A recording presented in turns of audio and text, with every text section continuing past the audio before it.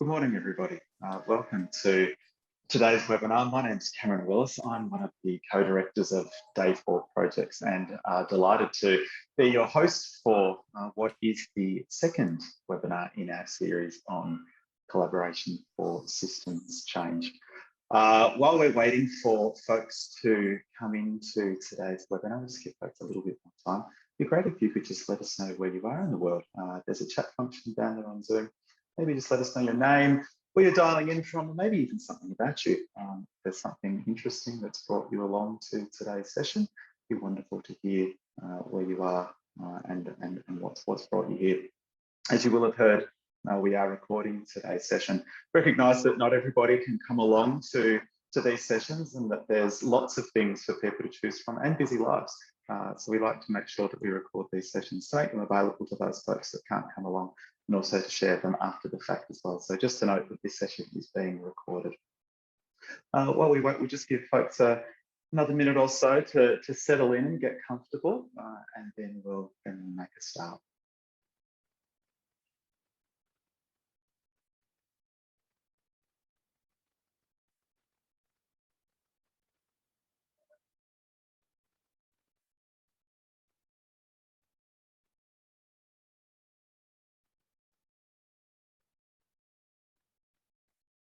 Well, let's call it a quick minute, a short minute. Short minute's a quick minute.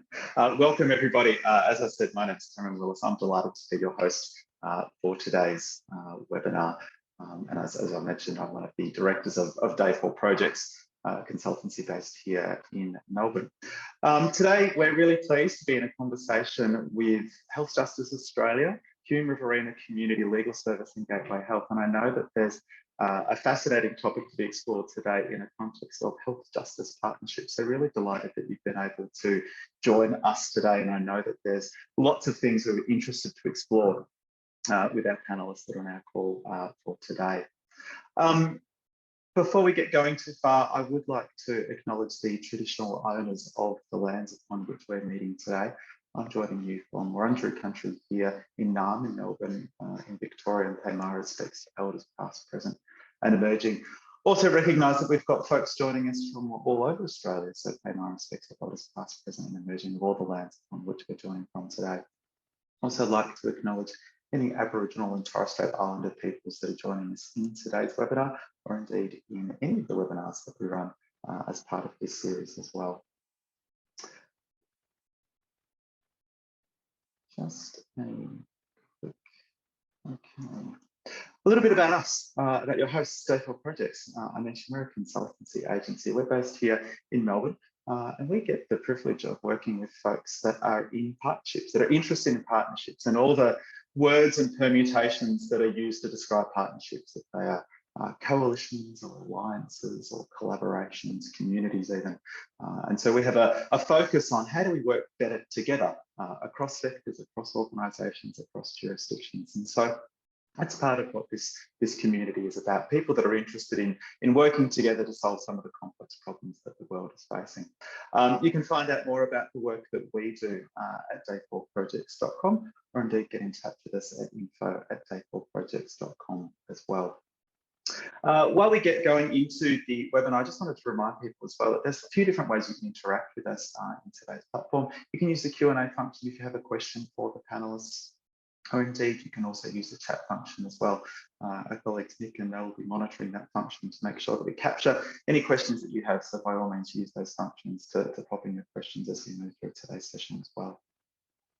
An overview of what we'll be covering today, a little bit of a welcome from me to the session and an overview of the series that this webinar is part of. I'm really pleased to introduce four speakers that have very kindly made the time to join us today. So we'll be introducing them. A bit of a presentation from Health Justice Australia about the landscape of health justice partnerships and where HJA fits into that work. And then that panel discussion with our four speakers where we get to explore the ins and outs of what it's like to actually be in a health justice partnership. Questions from you and plenty of time for that as well. So a little bit about this series before we get into today's webinar. This series is all about collaboration for systems change. And so hopefully you found yourself in the right room. So today we're talking about all things about collaboration as it relates to challenging some really complex problems that the world is facing. So if you find yourself as a practitioner of partnerships, as somebody that's interested in partnerships, as a researcher of partnerships, an evaluator of partnerships, chances are you've found yourself in the right Zoom room. A little bit about the practicalities of these sessions. It's a bi-monthly session that we're holding on Zoom, so that's every second month, not twice a month. It's a deep dive into collaboration. It's a deep dive under the hood of what it means to work in a collaboration. So rather than a more general discussion about what we know that is needed to make collaborations work, it's actually focused on a particular collaboration. So each webinar session that we have will feature one collaboration. As I said today, we're in conversation with those that are working in health justice partnerships. But other sessions that we have will be looking at other collaborations as well. So the topics will vary, but each of the sessions will be that deep dive under the skin, under the hood, into what it's like to work in these partnerships. A mix of presentations, discussions, conversations, and hopefully questions from you as well as we move through today's session.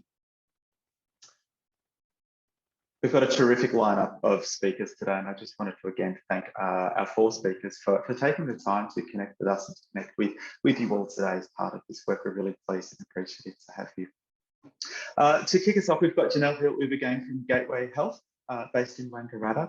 Deb Fisher, who's joining us also from Wangaratta, from the Hume Riverina Community Legal Service. And special thanks to you, Deb. I know that you've got a family that's currently in the midst of experiencing COVID, so really appreciate you taking the time to join us today. We've got Susie Farrell, who is the Research Director from Health Justice Australia. I'm really delighted to have you join us today, Susie. And then finally, Lottie Turner, who's the Partnerships Director of Health Justice Australia. And what a great perspective to be able to bring into the world of partnerships, the world of collaborations. Really pleased to have you joining us today, Lottie. That's probably enough from me. As I mentioned at the top of the call, we've got lots of time for questions and lots of times to explore what's it like to work in health justice partnership. But for now, I'm going to hand over to the folks from Health Justice Australia, Lottie and Susie, maybe to give us a bit of an introduction into health justice partnerships, what they are, what do they look like, what's it like to work in them. Yeah, it's terrific to hear from you. So over to you guys. Thanks, Lottie. Thanks, Susie. Kia ora, Cam, and really delighted to be here today. I too just want to acknowledge the Gadigal people of the Eora Nation as the traditional custodians of the lands on which both Susie and I are joining this call today, and pay my deepest respects to their elders past and present. Cam, I think sometimes it's easier to describe the work of health justice partnerships by first talking about why they exist in the first place. So I think no surprises to anyone who would be on this webinar today, and really great to see some familiar names in that list. There are many people stuck in cycles of disadvantage, experiencing complex and intersecting problems that affect their health, like poor quality housing, fines and debt, violence, abuse and neglect. I think all problems made more challenging by complex and fragmented service systems.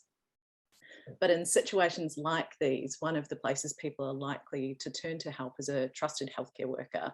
But often the solutions for the problems they're sitting with lie beyond the health system. So for instance, through legal assistance, and that's where health justice partnerships enter the scene. So I'll refer to them as HJPs from now on, but this is a collaborative service approach which really embeds legal help into healthcare settings and teams to help people experiencing these kind of problems so they can receive the support they need at the right time in the service settings they trust. I'm not going to go into detail about where they are and what they're doing necessarily, but I'm going to pop a link in the chat which contains lots of info about our latest snapshot of the national health justice landscape. So that's the number of services we're seeing as at July 2021, the types of settings they're in, the people they're aiming to reach, and so on. So as a Centre of Excellence, Health Justice Australia supports and promotes the work of health justice partnerships nationally by building the capability of practitioners and services to work effectively together, gathering evidence to support and inform this way of working, including in response to emerging and evolving needs and issues, and really advocating for and driving policy reform and systems change around the work of HJPs, around the issues that are impacting the people they're aiming to help. I think I'll leave it to my colleagues from Hume, Riverina and Gateway to talk about, well, what is it actually like to work in one of these things? We're in the privileged position of walking alongside them and backing them in their practice, but I think their voice is the important one to be heard around the nuts and bolts of what this is like to do in practice. So Cam, I'll hand back to you for now, because I think you've got some questions that will get to the nub of that, but just really grateful to be here and really thrilled to be having a conversation with you today. Lovely, thanks Lottie. I think that's a really nice short introduction, and thank you for posting that, that link to the chat as well. There's something about, I think, as we explore in today's webinar, you've introduced it nicely, that that context between Health Justice Australia and then Health Justice Partnerships as well. And what does that relationship look like? What does the relationship look like within Health Justice Partnerships? So I think that that's something that I'm really looking forward to hearing more about. Debbie, I might start with you. And again, thank you for joining us today. And Lottie's given a great segue to my first question, which is really, tell us about the Health Justice Partnership you're in. When was it established? What does it aim to do? Yeah, just give us a bit of a background to your partnership. Sure. Thanks, Cam, and thanks, Lottie. It was a fabulous intro to what we're talking about. So the HALO HJP stands for the Holistic Assistance and Legal Outreach program, and it was piloted in 2015 and has been expanded since then. And as Lottie indicated, we've had the privileged position of working with HJA for the last couple of years to really strengthen and support us and to help us really take some big strides forward. But the partnership itself started with, beyond the pilot, with 2 lawyers at Gateway Health over 2 days, over 2 different locations, so Wangaratta and Wodonga, both in Northeast Victoria. And working particularly with a couple of teams within Gateway, so the family violence team, the counselling team, the families team, and drug and alcohol and other drugs team in particular, but taking referrals from any of the health workers. And the aim really was for lawyers to be in a place where people feel safe and where we know from both our own experience and from research that they're already disclosing their legal problems, and to really break down those barriers that we know exist in accessing legal help. So going to a place where people already feel safe, already have relationships of trust, and then piggybacking on that. So it's obviously grown in its depth, but also in our understanding. And I think that's probably one of the key things as we sort of take that step back and reflect that the importance of, whether you're just starting out in a HJP or any other sort of partnership, but coming to it with that attitude of we don't have the answers and we're coming to this together to try and work together to solve some problems, and to, in our case, help people that wouldn't otherwise either identify they have a legal problem or know how to access the help that they need. So our partnership really focuses at 2 different levels. So one of it obviously is direct client contact and assistance, so providing legal advice directly to clients at Gateway Health, taking on casework, providing advocacy and support for their legal problems. But it also involves working with the Gateway Health workers. So being available to them to answer their questions, to talk to them, to do what we call secondary consultations, which is where they might come and say, hey, I've seen this patient or client and I'm not sure whether this is something you can help with. Can we talk about that?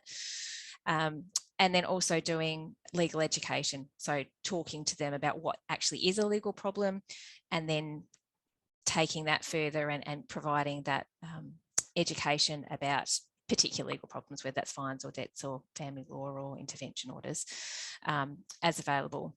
And then the benefit to us as lawyers is that we are embedded in a health service where not only do people feel safe, but they're also getting support for their other health and social issues that are compounding and making their legal problems more complex.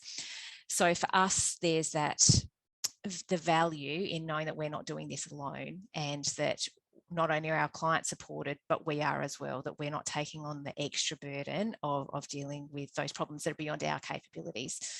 So it's the beauty of it there. And then also for us in learning that legal problems have that deeper health and social impact. And so there's the awareness that we as lawyers get, and that makes us better lawyers, but also, as I said, not understanding that we don't then have to deal with that ourselves, that together we can make that difference and we can support the clients and we can support each other. I think you've described so much of that really well. That support, being in those relationships, and actually, you know, being part of a partnership and recognizing the limits, I suppose, of what you can do, the limits of what your responsibility is, and where that then intersects with some of the folks from Gateway, and then being able to work together to solve some of the problems that clients are facing. That partnership sounds critical. Janelle, I'm wondering, as somebody that's been working with Deb and obviously with others as well, how would you describe how being in partnership has changed the mindsets, I suppose, of those people that have been involved in HALO, and what's enabled some of those changes to take place? Look, I think one of the key ones, I think, is that Deb and I are really clear when we meet with any of our colleagues that we leave our ego at home. We do not bring it into the building or into the room where we're meeting. And, you know, there's egos across all disciplines. And that's a really important one, because then we demand respect within that room. So everyone is equal. There is no hierarchy. And we really work on that quite tightly, I think, Deb, so that everyone's got a voice, because it's, you know, I think part of the really key to our partnership and the success in our partnership is that we ensure that we've got engagement across both agencies at the right levels. And to do that, we do need to have that, you know, genuine respect for what each bring to the table, and to really have our clients at the centre, but also our staff. I think the staff capabilities and building their understanding and capabilities, it's an extraordinary journey, I think. So it certainly has been for me to really open my eyes from a very narrow health lens to the impact that having lawyers not just co-located in our service, but actually in true partnership with us to get some really amazing outcomes. And a really key example that I often use is that, you know, if we have a person that is referred in to have an ulcer on their foot to podiatry reviewed or whatever the dressing is, they aren't interested in looking after their ulcer on their foot when they have $2,000 worth of fines sitting there. That's not, their foot is not the problem. They've got to get rid of that, potentially that legal issue, or support to work through that, because that's the front of mind, because they might not have a space to live tomorrow. So, you know, just that whole social determinants of health, which is, yes, it's jargon and we all use it regularly, certainly in my sector, but the true meaning of that, and actually bringing the true transdisciplinary approach to healthcare has been an extraordinary journey for us. And it continues, it absolutely continues. But one of the enablers is certainly the levels of engagement and respect, I think. And I can only imagine, and maybe I shouldn't say this, but doctors and lawyers, you mentioned sort of leaving some of the egos at the door, but I imagine that there are some interesting personalities, Janelle and Deb, that you work with, and I'm just wondering, practically, how do you go about making sure that people approach working in partnership in the spirit in which you've just described it? What are some of the ways that you've gone about actually enabling or creating those environments for people to engage in that way? I think one of the things that I've learned to appreciate through our partnership is that bringing a health lens to lots of social concerns or social issues in the community does actually force, is probably not the right word, but really highlights the duty of care that we as clinicians have. So sometimes you can cut through some of that ego or whatever other baggage we're bringing, because we really do need to focus on that client. So if you bring it back to the welfare and that positive outcome, whether it's legal, whether it's health, it actually does help to put some of those things to bed that naturally we have to fight through. But having said that, of course, there's always, you know, it's a conscious effort. And I think the levels of engagement in the agency is key, because you need a level of authority. You can't do this without having engagement with authority in the right place. But you also need a level of engagement, a high level of engagement at the practical level that people that are dealing with the clients. So it's a bit of a balancing act, really. So that, and that's part of our journey with Susie and Lottie, is that we've really learned that we have to have a structure, and naturally that structure has sort of evolved so that we have got longevity rather than just the two of us trying to push this barrel. So yeah, a couple of really key things there, I suppose, to make sure that we've got the engagement across the agency. Yeah, I'd agree with that too, Janelle, and just picking up that idea of relationship and trust, that it is that constant presence within the service that builds that relational aspect, and which builds that trust between the workers, the doctors and the lawyers. They see you every week, they talk to you, they slowly get an understanding of what each of you bring to the table. And so when you have those conversations where a doctor or a health worker would say, hey, I saw this person, is this something that you can help with? And you're like, absolutely, bring them in, let me have a chat, let's do it now, how can I support you to support them? That builds traction, that builds relationship, that builds trust. And it's a lot different from a doctor saying, oh, hey, there's a lawyer down the road. I think they can do this sort of thing. You might want to go and have a chat with them. I don't know anything about how their service works. You know, like it's that's the difference. And so it's not just that one-way traffic between yourselves or a clinician or a lawyer and a client. It's actually that true engagement across those different perspectives and roles that is enabling, it sounds like, more effective delivery of services and care to the folks that need it. I think also that I find that in our agency with 12 different service streams, it's a very complex system that we work in. The barriers are really different across the sector, and so actually identifying them and respecting the barriers for each individual service stream, if you like, is really also important. Naming it, saying actually we can't get through that one, but we can help with this one, and not just putting a blanket across all of the sector as one, because it is very complex. So a very sort of tailored, bespoke approach, as you say, Janelle, to those service streams or to those providers, recognising the fact that they might have different barriers to engaging with this partnership. And I suppose it sounds like trying to find ways that they can then overcome those barriers in the context of working across these different sectors. Yeah. And I think also Deb's team, routinely do visit, because you have a lot of turnover, especially at the moment. It seems we've got a lot of turnover. So routinely, her team will visit each of our programs and on a yearly basis do a bit of a health check, a legal health check. And it just really brings it home to reminding certainly us and certainly me on a daily basis that some of these issues that you don't traditionally think fit with a lawyer actually do. Yeah, I was going to pick up on that same thing, Janelle. Like, I think that's another key learning, is not to be afraid to feel like you're going back to the beginning all over again, that it is that constant refreshing, reflecting and re-saying the same thing. And particularly where you have staff turnover, particularly after things like COVID, where you're not physically in the same place and people are working off site, you have to go back to the beginning and start again. This is who we are, this is what we do, this is how it works. And it's a organizational relationship as well as personal relationships within that.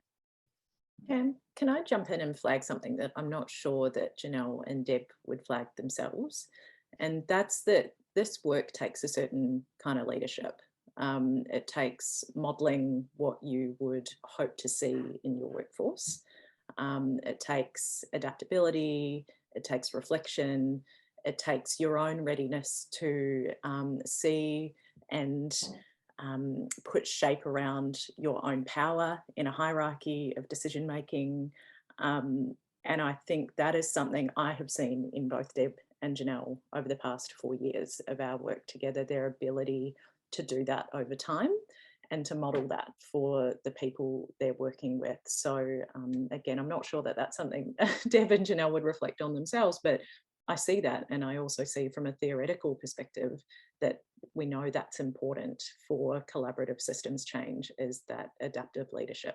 And that's, I think, something that Deb and Janelle demonstrate in spades.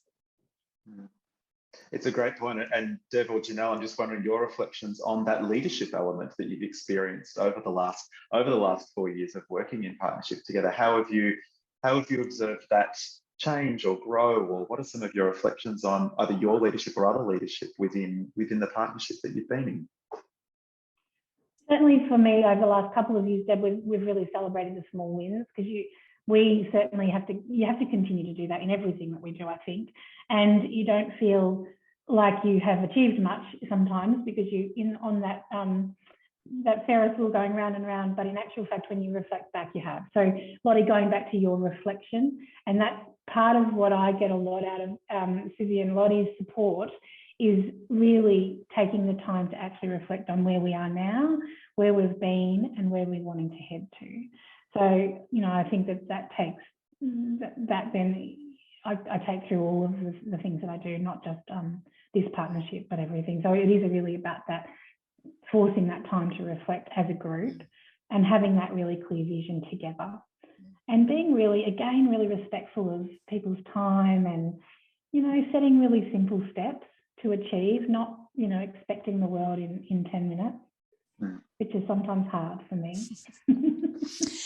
And I'd say, I think I've been in a privileged position to have been a worker within the partnership before I was a manager or a leader of the project. And so that I think that brings a different lens, because it's not just theoretical, it's on the ground. And I recognise my own need to continue to reflect and learn, perhaps more so because of that, because I know what it's like in practice rather than just in theory and saying this is what needs to be done.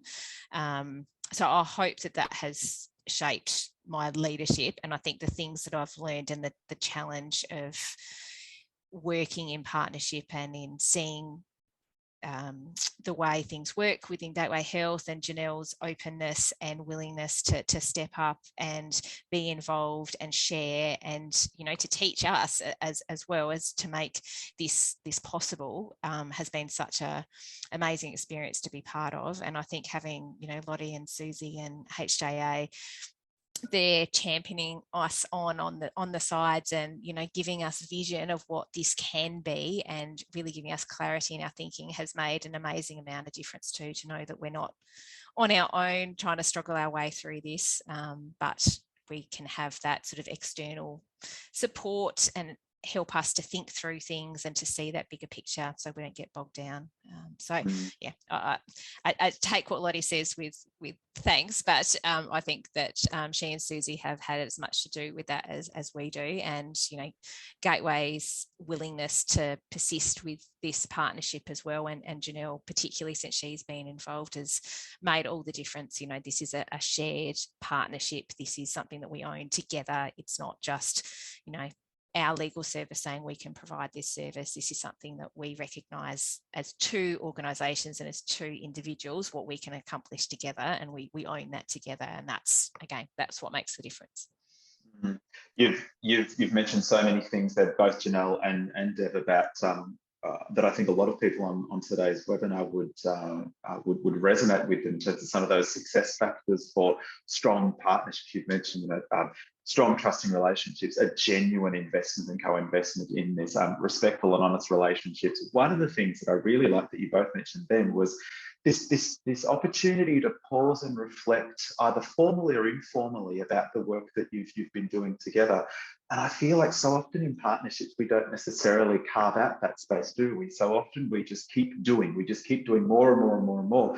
Whereas those spaces where we can learn, evaluate, understand, change, course correct, build on what we've done, finding more space for that, I'm sure will be something that will build stronger and better partnerships. And I know that Susie will pick that up a little bit with you as we move through today's webinar.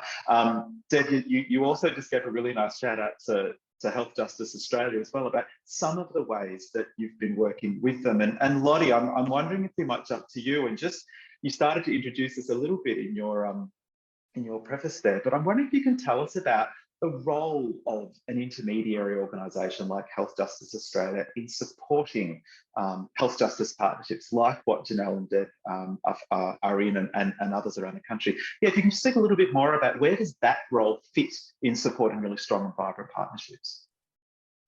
Thanks, Cam. Yeah, it's not just being that annoying person who is painfully reflective and reminding people to do the same. Very aware of that. But I think, Cam, from our perspective, we act as a broker and convener on a few different fronts. That's the curation of knowledge and evidence about the work of collaborative service approaches, particularly in the context of health and justice, the development of practice, so the work that my team leads in supporting people and services like the ones Deb and Janelle are involved in, and really driving a systems change agenda to make sure the environments that sit around health justice partnerships are as enabling as they possibly can be. And I think working at the national level enables us to translate the evidence of effective partnering to further refine and develop HJPs across the country. So in that regard, I think we're in the really privileged position of being able to zoom our camera lens both in and out, sometimes simultaneously. So supporting and backing in the detail of that collaborative effort at a local level by doing things like partnership brokerage as that intermediary role, that kind of mediator, the facilitator, the coach who sits beside and with services, the evaluation work that Susie's team leads, while at the same time appreciating and reflecting on the work that's required at that systems level to really back in the work. So what's hard at a local level isn't always because of the individual psychology of the people and the organisations that work in those partnerships. It's because the systems that sit around them are really sometimes, frankly, setting them up to fail.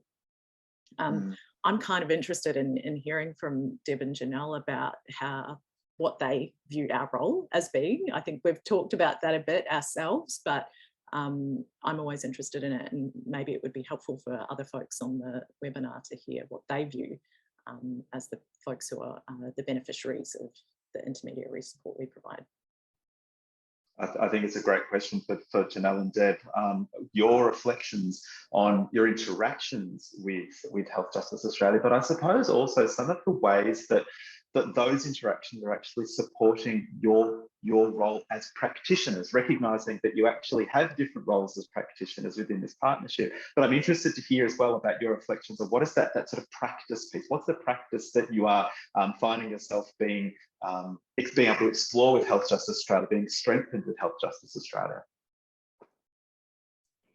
One of the key things that I think has been really beneficial is we've really struggled with the measurement of our partnership and the measurement of our outcomes, and we struggle with this all the time, Deb, and so we've really reached out to Susie and Lottie and said this is a real issue for us, and it's an issue big enough that we want to really solve it, and just spending the time to reflect on what is achievable and how we can measure, because we know that it works, we know that it's beneficial, we see the outcomes on a daily basis, but actually bringing that to something that's substantial, to not just feed back to us, but to feed back to our staff and our clients, but also potential future funders, and there's so many, our boards and all of those things is really important, because it is work that goes on and continues to go on without a lot of balloons and streamers. We just get in and do it.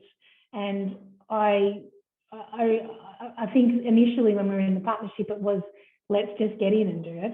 But now I'm really seeing the need to recognise and to measure, and it's actually a really difficult thing to do. So their guidance and coaching, and in a way a bit of a forced reflection is actually paramount to that. I honestly don't think we would be here doing these conversations, Deb, if we didn't have that. Totally. We'd still be in the doing all the time. Absolutely. And that was what I was going to say, that it might seem a really little thing, but actually having that forced reflection, not in a bad way at all, but it's so easy to get into the doing and the day-to-dayness. And even when you're setting goals and you're trying to measure what you're doing, you can't always see that and measure that yourself. And it's that reflective back. So it's not only us pausing to reflect, but having Lottie and Susie assist us to reflect back from that more objective level to say, remember where you were and where you are now, and having that more independent lens to bring to it, and that challenge to say, hey, have you thought about this? Or what I hear you saying is this. And you're like, oh, yeah, that is exactly what we're saying. I just didn't know how to word that, or what that meant, or what the significance of that is. So I think it's those sorts of conversations which have been so totally valuable to us and have helped us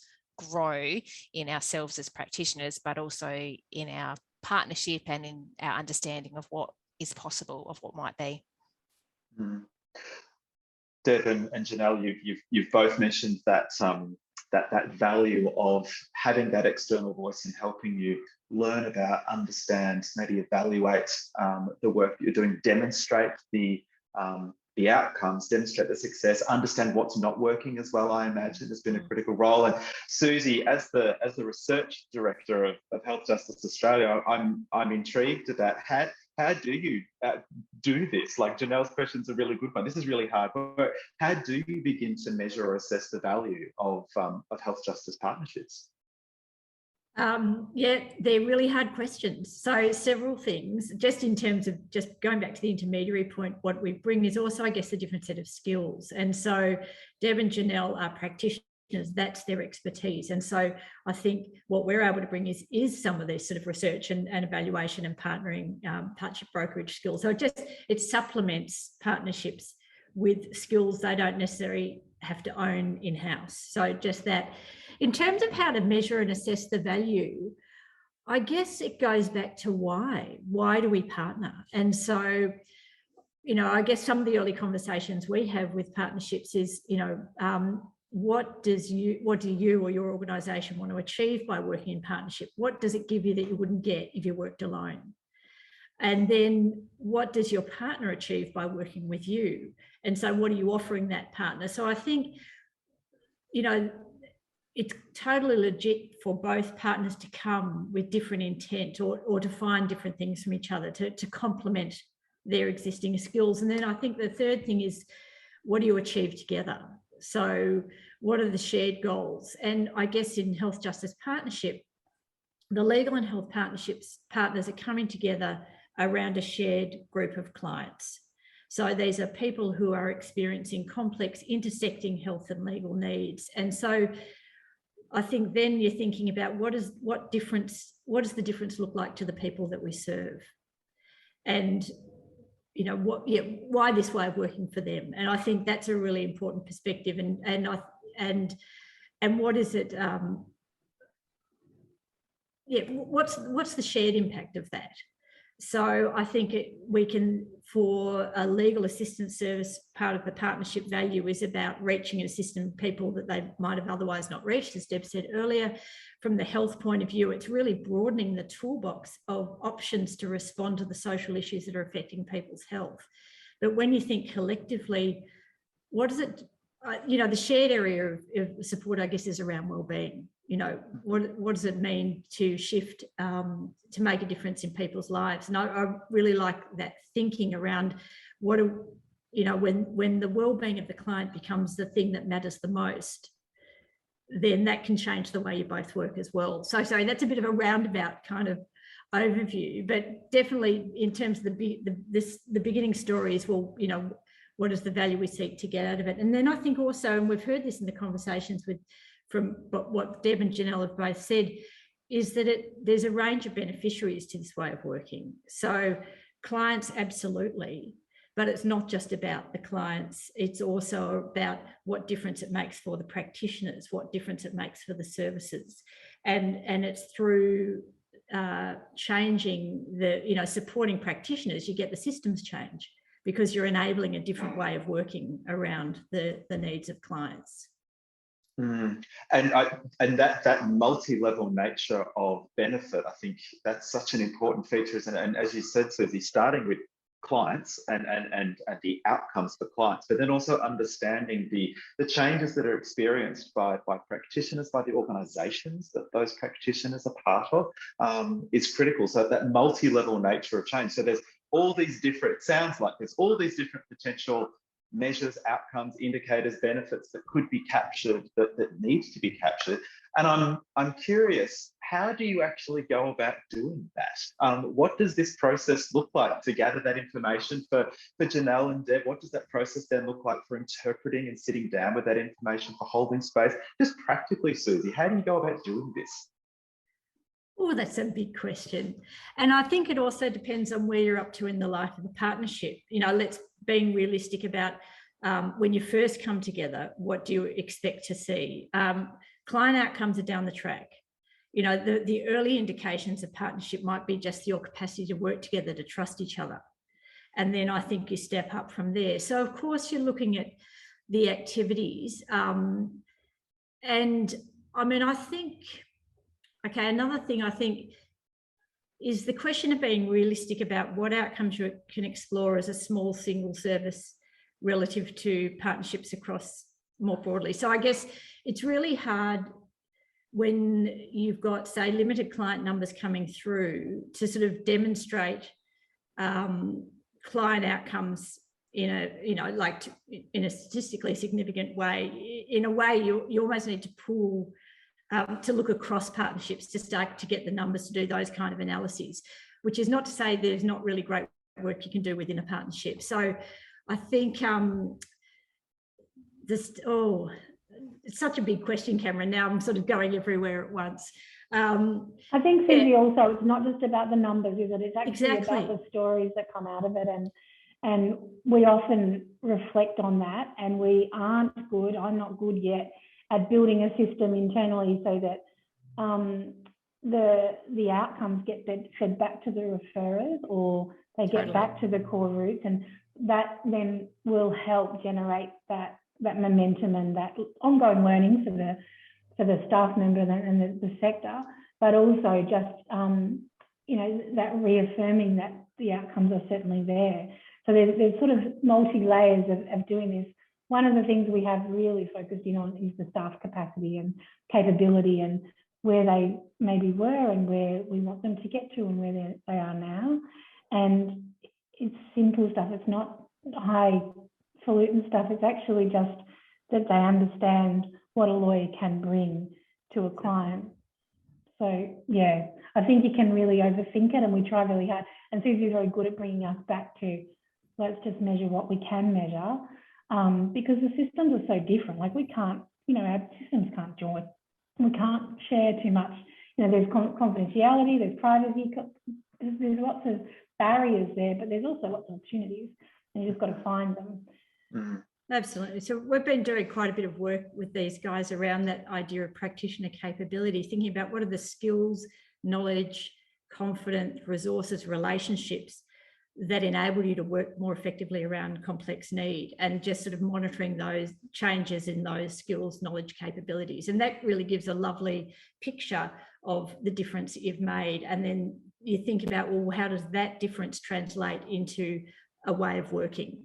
So, yeah.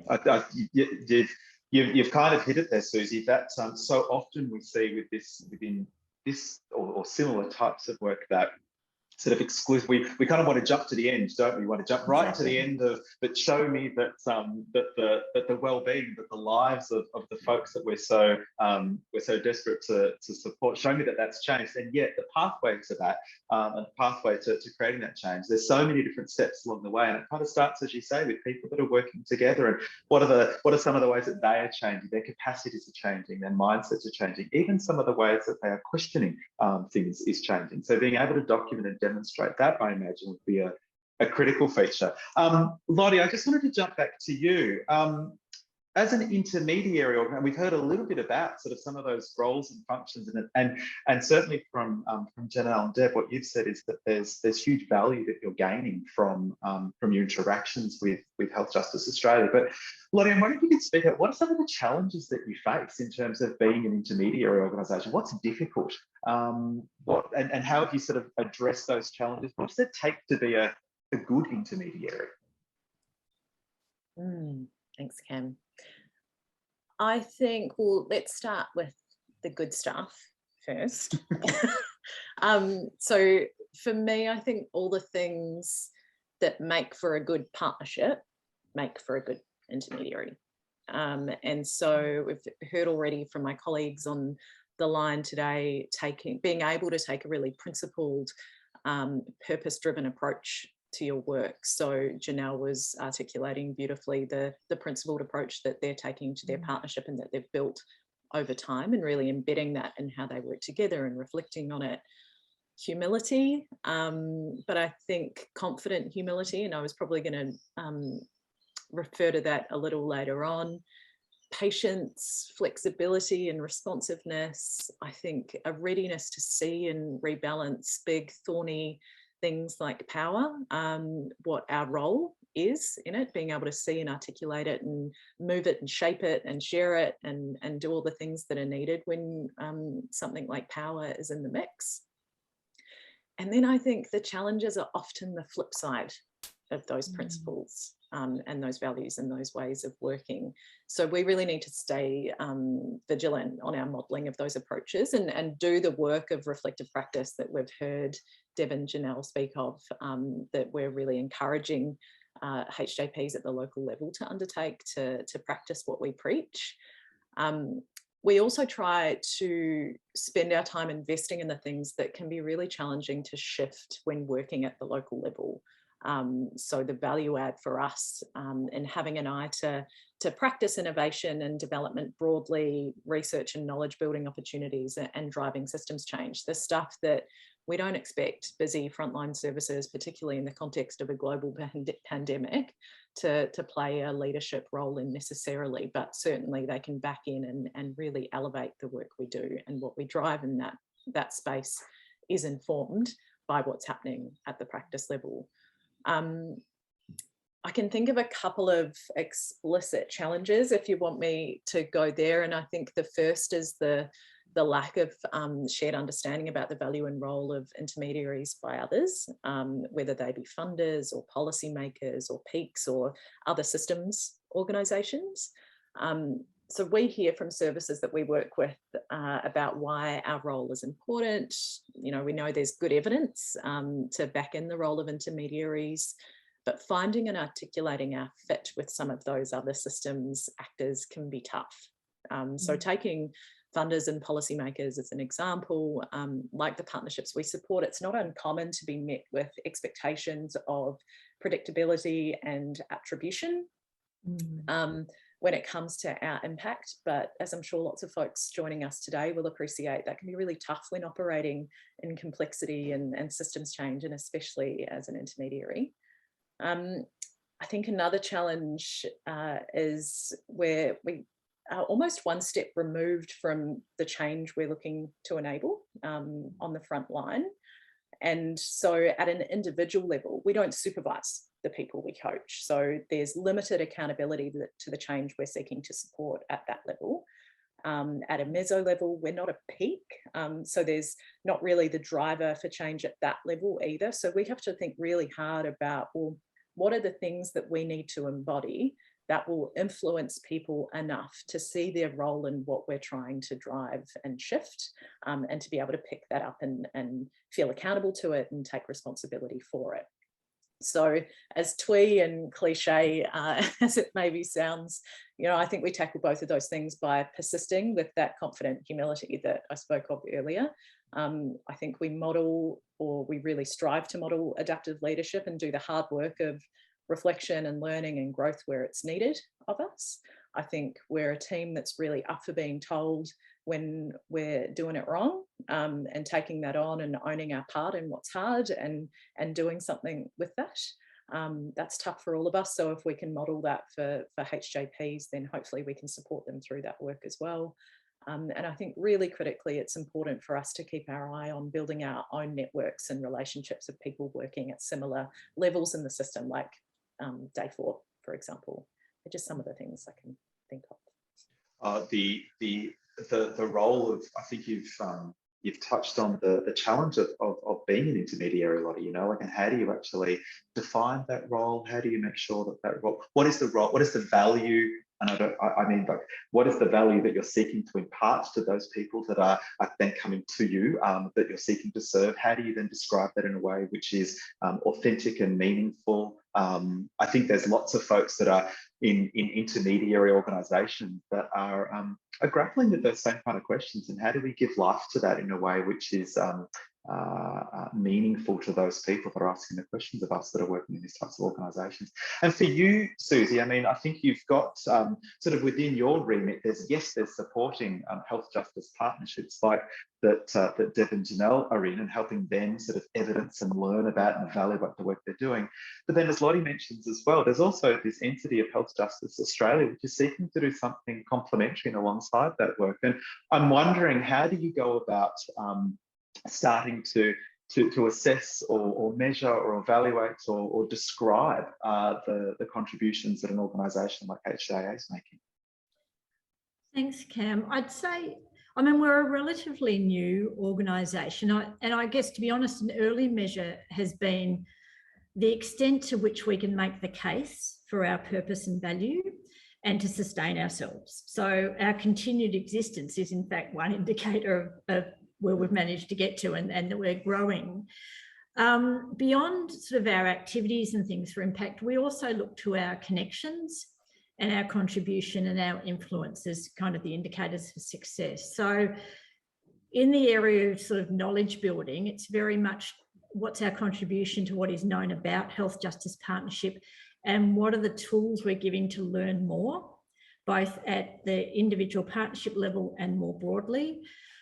So that through research and evaluation, and also building research relationships. So we've been forming relationships with health researchers, for example, to bring the whole idea of legal help into their health focus. And so what we want to do is encourage health research to see even legal assistance as something that might have an impact on health outcomes. In the practice space, I think we can point to the very practical support that we provide health justice practitioners to partner confidently and to partner well. And in the systems change, I guess it's really the influence we're having on the enabling environment to support partnering for impact. So I think they're the kind of the areas we look to, which sounds a bit woolly, but I think we look to our very much the relationships and where those things are having influence.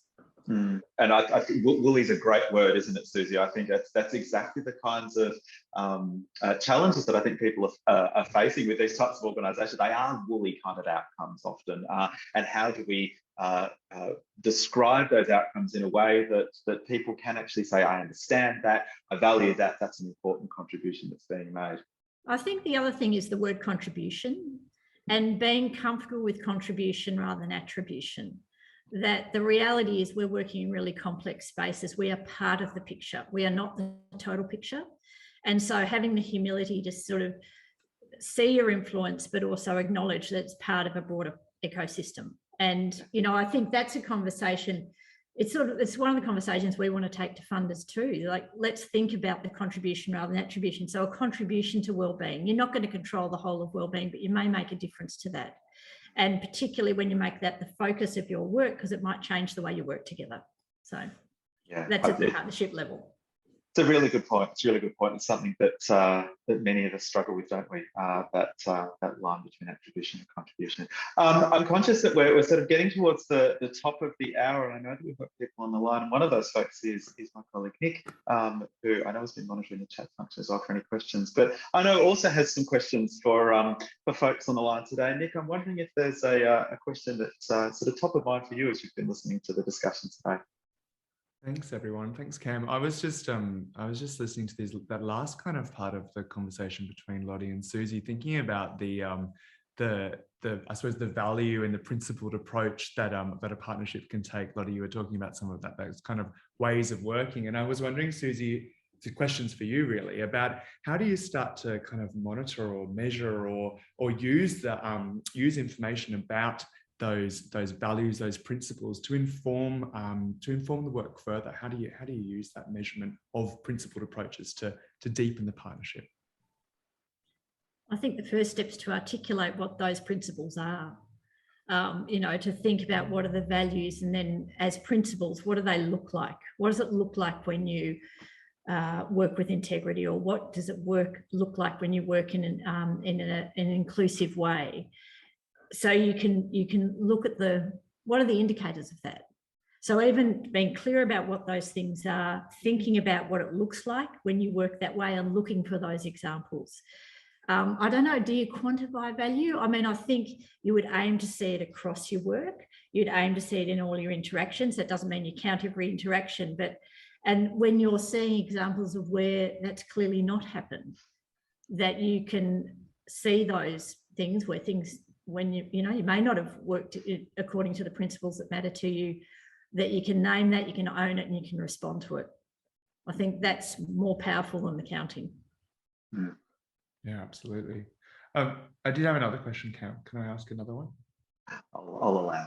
Oh, well, I've been listening because there's so many levels to this partnership. You know, you're talking about some really kind of, as you described it, Lottie, that really macro kind of perceptions of partnership. And then Deb and Janelle, you're actually kind of living and breathing and enacting and implementing this partnership. And I suppose my question's about what's standing in the way of it turning into something you just do naturally. So, you know, we're talking about this siloed working and this sort of, you know, a purposeful partnership. Maybe the question for you, Deb, what stands in the way of making this just business as usual, the way you work? Well, it's an interesting question. And I think as we have reflected on our service as a whole since 2015, it probably has become the way we do things, at least as an individual community legal service. This partnership approach is the lens that we bring to the majority of work that we do, because we see that it works. And while it's hard and it requires all those things that we've talked about today and more, we know from our own experience, as well as, you know, from the research and from talking with HJA and all the rest of it, we know that this is where we reach the most vulnerable people and achieve the most positive outcomes for them. So for us, that has been a growth and a change in our practice, and it is something that we champion within our sector, to say that if we as a sector are here to help the most vulnerable, we can't just operate in silos. We can't just provide advice and refer people on to self-help and to find their own way through these complex systems. The most disadvantaged people in our community can't do that without support, and we as lawyers can't do that without support. So we need to work together. So within our organisation, we work with community health, like with Gateway, but we also work with family violence workers in that integrated approach. We work with disadvantaged kids in schools. We work with an Aboriginal health service. We work with other health services. So it is something that has changed our lens, and we think is so critically important to our sector, that if we're going to help those who are the most marginalised, we can't do it on our own. So the work of HJA can't be underestimated, that it's not just that we've been the recipients of their expertise, but across the landscape in the country, to see the number of HJPs that are not only in existence, but are doing their job well and are changing the way that we work together and that we do this sort of thing together and collectively. So it's not just making us better practitioners, it's changed the landscape to know that we have the support of HJA. They can continue to coach and teach and to train what good partnership looks like, to reflect that back to us, to work with the sector and to continue to grow with us. It's been an incredible experience, and yes, we've been very, very thankful to be a part of that. Thanks, Deb. Janelle, I think we'd love to hear your thoughts on that question as well. Maybe you'll be our last speaker for the day. So over to you, Janelle. Really quickly, I completely agree with Deb, and from a health perspective, it gives us the courage, I think, for me to step forward. And, you know, I'm having conversations now with having a dual appointment with the housing sector, and, you know, these brave steps that you potentially can just keep seeing barriers, but actually let's just start these conversations and get this happening. And even if it is inching away, I think the lessons that I've learned from this partnership will, you know, and do spread across everything that I do now. which is a pretty big call and a really amazing outcome for me personally and professionally. Yeah, I think as you say, Janelle, there's at the heart of it, at the end of the day, there's people, isn't there? There's people that are working with each other and trying to do something different, as well as trying to change the structures and systems that they're working in, and using partnerships to try to do that. So I think that that's something for me that's really come across strongly from today's conversation, as well as the multi-level nature of partnering, some of the challenges of and benefits of working with intermediary organisations, some of the challenges and thorny issues, but how do we go about starting to measure and assess and value the work of these types of partnerships? So for me, that's been a really rich discussion. I'd like to thank all of our speakers today, Deb, Janelle, Lottie and Susie.